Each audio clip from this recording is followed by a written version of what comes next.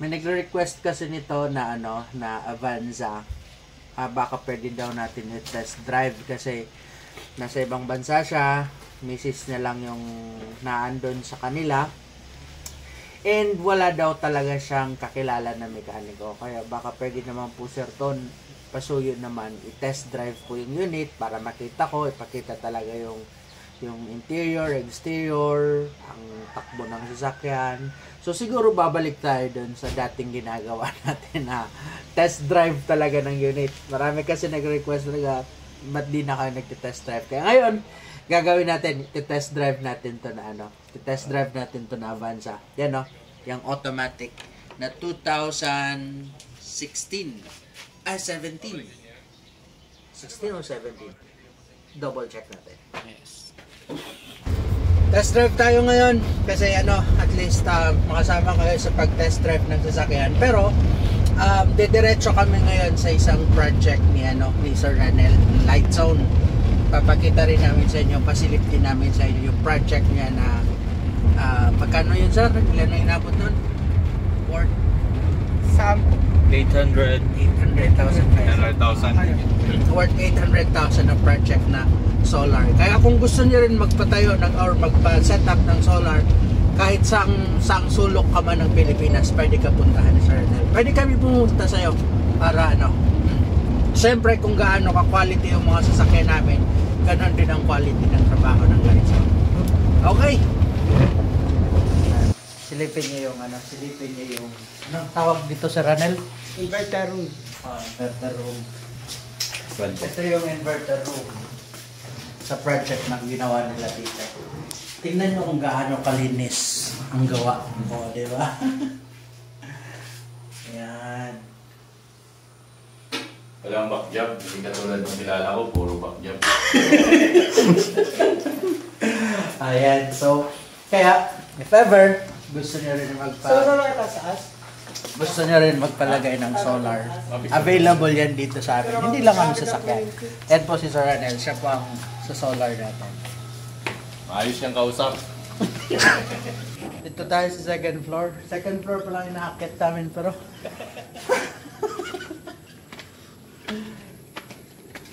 Magkano daw ito? Water treatment sa buong bahay. Pwede. Tawagan na lang natin siya. Si Kuya. Andito yung mga solar panel niya. So actually, kalahati pa lang to ng system na pinapagawa. Mag-upgrade sila pagdating nila galing sa Belgium. So most probably next year. Yung buong bahay, iniwala ko naman sa atin, sa Light Zone. Sa Light Zone. Kaya na mag-maintenance, sir. Maintenance ng Light Zone sa buong bahay. Daming Pero huwag mong sisirain yung tiwala na ibinibigay sa'yo, sir. Kasi kailangan natin yun sa negosyo. Dapat sa atin may mga tayo na isang salita tayo. Okay, kausap. Power. So itong Toyota Avanza, meron ng interested buyer. At napakaswerte ng unit financer nito kasi first time niya mag-finance ng unit. Mabibili kagad yung unit niya. O sa mga nagtatanong dyan, Parang ako, 3 days lang. sa mga nagtatanong dyan kung ano yung pinopost namin na unit financer, ganito po yun. May maghahanap kami ng sasakyan, kayo yung magfi-finance, kayo yung bibili, kayo yung magbabayad, pondo nyo, kami lang yung mag-aayos, magpe-prepare at hanggang sa mabenta yung sasakyan. Pag nabenta yung sasakyan, may kita ka, may kita rin si Vehicle Officers. Diba?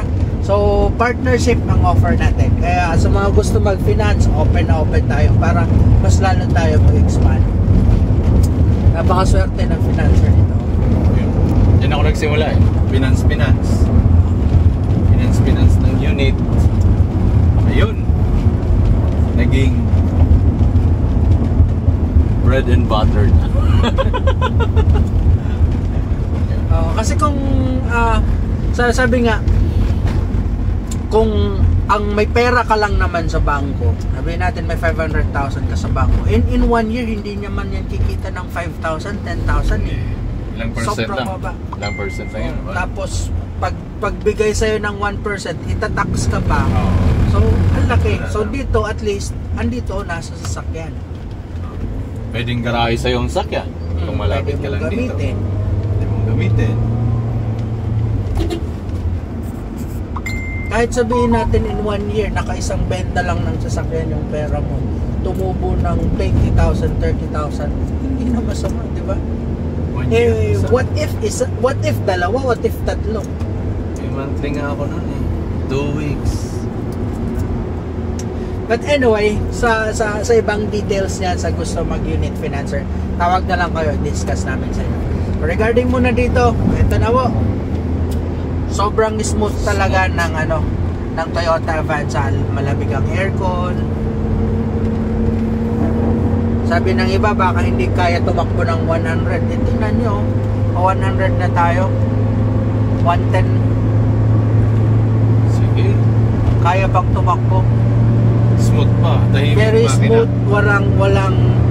Walang vibration sa manibela. Wala siyang kabig. Hindi siya nagkakabig sa left, hindi nagkakabig sa right.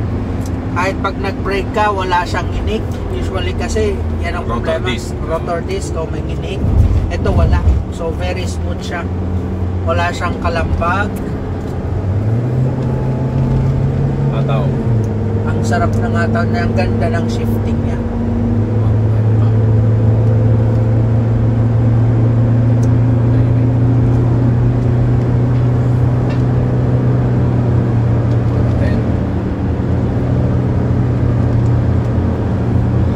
So actually ako na yung nag-drive dito from Manila to Bicol.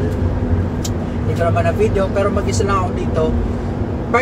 Usually kapag 7-seaters kasi ang design talaga pang family. So kapag mag-isa ka, mararamdaman mo May alog na konti. may alog kasi mag-isa ka eh.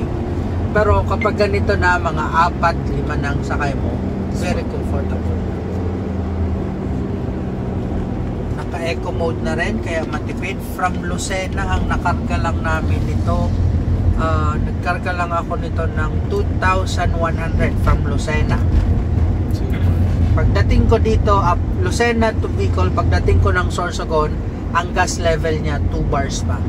So more or less siguro kumonsumo ako from Lucena mga 1,700 or 1,800. Ilang kilometers na yon? Mga 300 plus na 300 plus. kilometers. Yung brand new nga Avanza, gano'n? 2,000 din almost.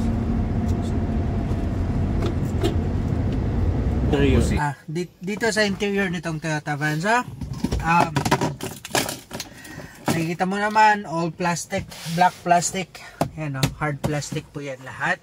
Although iba lang yung design niya, kumpara dito. Yan, tapos may silver accent din. And parang yung Toyota Avanza from 2012 yata, halos pare-parehas na rin ang design ng dashboard. Then ang exterior niya, yan, naka-Toyota pa rin naman, all original, aircon vent, lahat working properly. Ang display niya, lahat maayos, umiilaw siya lahat. Tapos pag nag-start ka, mawawala yung dapat mawala. Diba? One click start. Tapos side mirror, syempre lahat naman siya working properly, nag-a-adjust hanggang dun sa kabila. Nag-a-adjust din naman. Lights working naman lahat, even yung mga windows niya working sila lahat properly. Yan. So kailangan lang ng linis kasi medyo ma-watermarks na yung salamin. Meron din sa likod. Yan. So working properly. Ito meron lang siya dito mga wire na parang I think sa sa dashcam. May dashcam siya dati, siguro inlist na before ibenta. Pero if ever gusto mo magpa-install ng dashcam, ipapaayos natin to na wirings. Kung hindi naman, ipapatanggal natin to kasi medyo magulo siya. But anyway, basic. Okay. Then makikita mo rin naka leather seats na rin siya from dito sa front hanggang dun sa pinakalikod. Maganda ang leather niya kasi hindi siya ordinaryong leather na ginamit. Okay? Mattings niya, andyan yung original mattings, meron pang nakapatong na rubber mattings, mga aftermarket na rin yan. Ganon din siya sa kabila. Okay? Check natin second row. Dito sa second row, mattings niya, ayan o, original, andyan sa ilalim. Plus, meron pang nakapatong. Siguro pwede na to alisin kasi mas nakakaano lang siya. Nakakagulo lang. Alisin na lang natin yan. Bahala na kung if ever merong gustong bumili. Kung gusto nyo yung kunin, sige, ibibigay namin sa'yo. Pero parang mas magandang alisin na. Kasi hindi naman siya fit para sa Avanza. Siyempre, naka-dual aircon na rin siya. Malamig ang aircon. From front hanggang dito sa likod, malamig na malimig. Lights, yan, working properly. Tapos, siyempre, para makadaan ka papunta sa likod, meron siyang pwede mong iangat. Tapos ito yung upuan sa likod, naka-fold na rin. So 7-seaters. May bottle holder dito. Ganon din sa kabila, may bottle holder din. Okay. Nakalikod. Dito sa pinakalikod, ito may kasama pa siyang car cover. Binigay na po ito sa atin. So, para daw yung makakabili, meron siyang pang car cover. Nandiyan din yung jack. Tapos, yung mattings niya, ito aftermarket na to. Pero maganda yung ginamit niyang aftermarket na mattings. Okay, check tayo sa exterior. Ito, may wire din siya dito para to sa reverse camera. So, ipa-check na lang din natin yan ang mga wirings. Okay, exterior. Sa exterior niya, yan. Wala naman tayong nakikita mga damages, mga gas-gas or dents. Yung ano niya, yung taillight niya, wala siyang basag. Ganon din to, wala din siyang basag. And even ito na nandito. Wala siyang basag.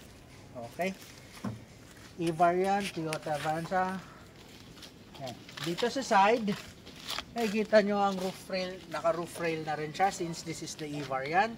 Naka-rain visor na rin siya. And yung tint, bagong install yung tint nito. So kami na nagpa-install nito. Ceramic tint siya. Kaya hindi kita sa loob. Pero pag nasa loob ka, kitang-kita mo sa labas. Wala siyang mga dents and scratches. Hanggang dito sa front. Tires niya, more or less mga 80% yung tire tread niya. Or baka mga 90% tire tread pa. Then ito, naka-disc brake sa front. Naka-drum brake sa likod. Dito sa front niya, ayan, wala siyang fog light, pero pwede mo siya palagyan ng fog light. Headlight, malinis, very clear. Ayan, panalo ba? Okay, ganun din dito. Ito lang, meron siya dito sa may part ng pinto. Ayan, pero yan lang naman so far. Very tolerable naman siya. Okay, that's it. So again, this is Toyota Avanza 2017 model, automatic transmission, E-variant, 1.3. So asking price for this one is 550,000. So may tumatawad ng mga 520. Well, let's see. Pag-usapan natin kung talagang decided ka. Pag-usapan natin. Pwedeng mag-arrange lang tayo. Kasi dun sa 550 naman kasi kasama na yung transfer of ownership, delivery, lahat na pwede namin i-freebies. May dashcam na yon. Maglalagay na rin kami ng ano ba? Basta yun, mga accessories na free dun sa 550,000. And pwede na yun siguro free ang deliver kung sakali. Pero kung medyo tight, limited yung budget, pag-usapan natin. Pwede tayo magtanggal ng pwedeng ilalagay. Okay? Financing, pwede rin siya ipasok sa financing. Para sa computation sa financing, tawag na lang kayo. Peace.